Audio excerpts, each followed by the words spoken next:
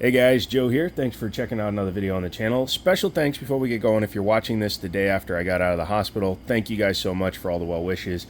Unfortunately, I got severely dehydrated, wound up with some renal failure. That's when your kidneys and stuff start shutting down. And I had to spend 18 hours hooked up to IV fluids until I looked like that dude from Willy Wonka. I started swelling up from all the fluids they'd been giving me. Thankfully, that has gone down now. So make sure you, number one, stay hydrated, which is important, but also make sure your electrolytes are balanced. That was the big problem. I didn't balance my electrolytes and could have cost me big time. So that out of the way, health PSA done. Today we are actually taking a look at something that's really fun and it could save your life. And a part fell out. That's fine. This is a Sig Sauer. Came from Liberty Arms down in Harrisonburg, Virginia. I can't link them. Just Google them. Harrisonburg, Virginia. Liberty Arms. Check them out. Tell them I sent you. Tell them you're looking for one of these. And then also, sorry to anybody that wanted it, but no, I'm keeping it. This is the new Sig P365 FUSE. Yet it says nothing anywhere on it that says the word fuse, does it? Nope, this is yet another variation of the SIG 365, chambered in 9mm, and in my opinion, this is the one for me because of everything you get, everything it is, everything it represents, and the value you get. So, it comes in a nice hard case. Thankfully, they finally put it in a big enough case that when you put an optic on it, you can put it in the case. Good job there. Comes with 3 magazines, which is very nice, 2 21 rounders. 21 rounders. This gun holds more from the factory than my X5 Legion does. 320 anyway. But yeah, 9mm. It is a polymer frame, obviously, steel slide, 4.3-inch barreled 365. This is almost what the 320 should have been. It's as narrow as a 1911, but Jesus, this thing is awesome. Comes with one 17 rounder, which is your flush fit, as you can see, and it comes with 2 21 rounders. Now, inside the box, you get your bag the gun came in, you get your sticker for your gun locker, whatever.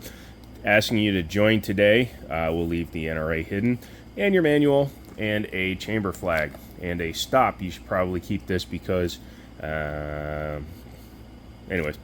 There you go. So let's go ahead and close this up. It does come with an extra back strap. I thought it came with 2, but it looks like oh yeah, it does. There you go. They blend in. So you get 2 different styles, including the one on the gun. So you can have a flat mid, which is on it, and a raised rear main.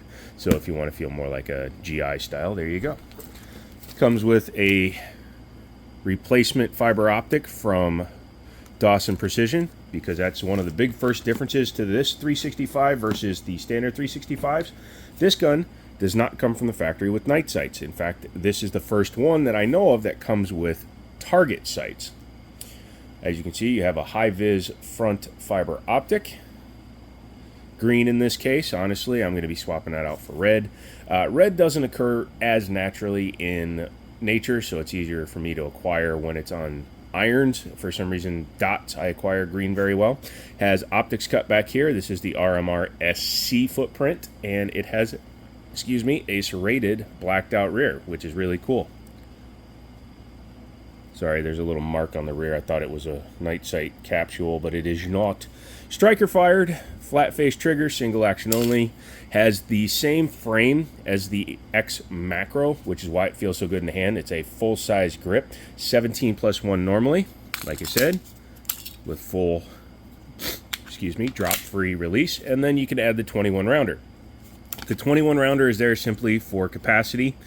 The 17 rounder obviously fitting flush, and the grip with its undercut there, and this really good stippling. It's the same stippling that my 320 Spectre Comp has, but it's done on a polymer frame, so it's very aggressive. You can see there's your roll pin for knocking out the rear main back strap, but I actually like that one. Same angle it's like on the P322. No manual safety on this one, and it is not ambidextrous like the slide lock slide release is single-sided on this one. But I'm fine with that because even though I do shoot left-handed, I tend to rack when I'm doing that. I don't really drop the slide on many guns anyway. I like that it's not flush fit, even though this gun is very easily carried. They know that the operations for this gun is not just going to be carry, so they enable you to have a shelf to knock that thing down with. Has a thumb cut here on both sides. I'm not a big fan of stopping the stippling from being up there, but I'm sure there'll be like Icarus or Sharps Brothers will make a frame module for this.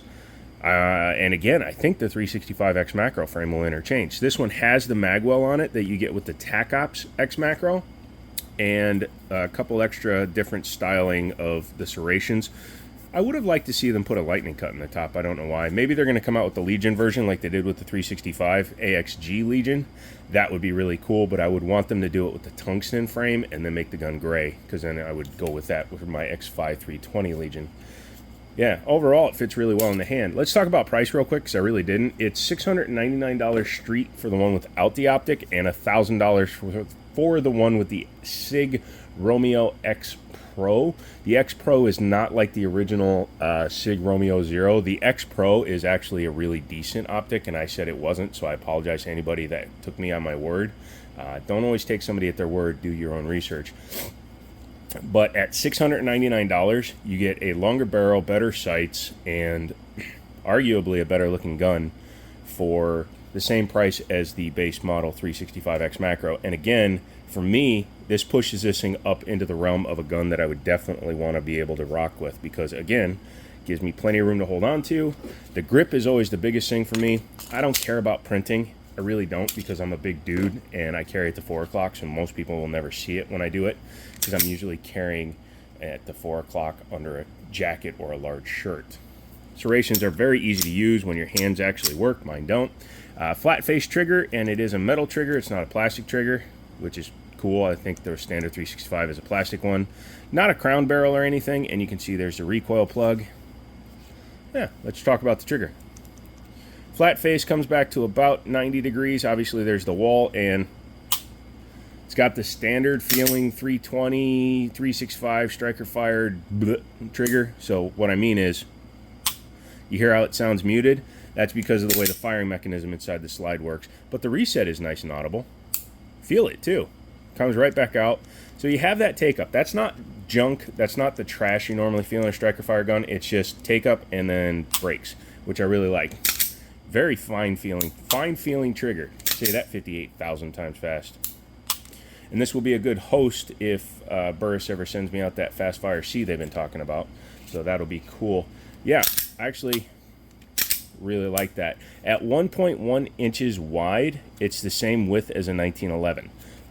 With the grip angle, the angle of the upsweep back here, and the overall way, like the way the dust cover comes out from underneath the frame, this thing feels like a striker fired 9mm 1911 in my hand, which I really do dig. I like. The magwell is beveled, so unless you purposely are an idiot, you can easily feed in the magazines. I wish it had interchangeability with the Legion, then I could just run these in my Legion, but obviously this is much more narrow. Yeah, not bad. You want to take it apart? Okay, let's take it apart. Drop your mag. Show the world that it's empty. All right, and bring it back, lock it back, take down, bing bong. And sorry, you don't have to pull the trigger on these. That's another difference.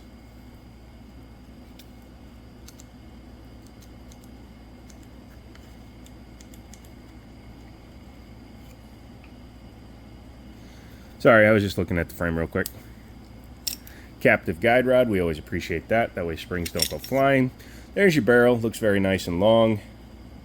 4.3 inches, it's the same length overall basically as a 1911 Commander, which is nice. And it's a Commander style gun because it's got a full-size grip, at least for the 365 lineup with the 4.3 inch barrel.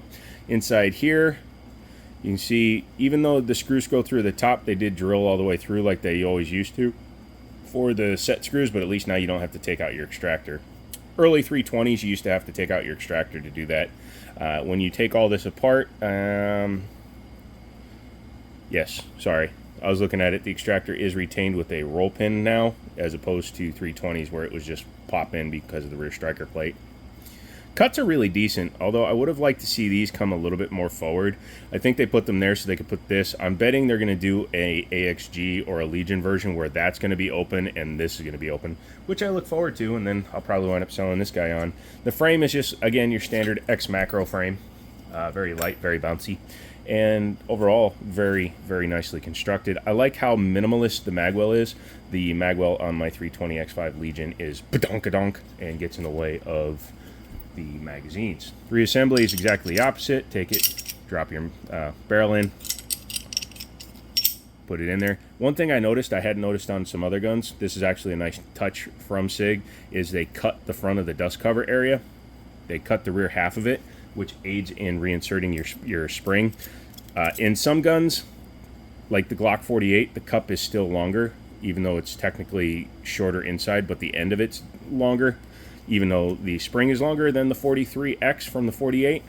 And that can sometimes make it a little fidgety to put your recoil spring in there. So good job from SIG for doing that. It does mean that if you try to put this, I think, on a standard 365 frame, the slide, not that you should, that you could run into some potential issues because you could wind up with an exposed recoil spring.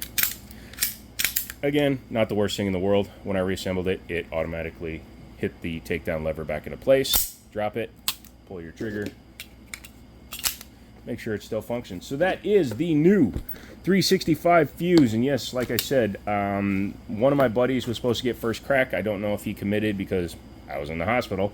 But if he passed on it, then this is going to stay in the collection. If he bought it, then I will get the next one that comes down the pipeline. But for now, that is the first review of it. If I did wind up being able to buy it, then you will see it at the range next week for the first 100 shots. And then I will move on to a full-time test or a long-term test with it. So come back for all of that.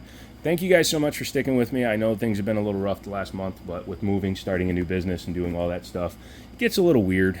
And hopefully moving on, we can get back to producing some better, higher quality content.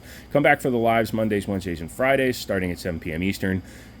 I may be doing a little bit more full timing. We'll see what happens with that. Come back for all of that. I love you guys so much. Thank you so much. And as always, I'll talk to you later.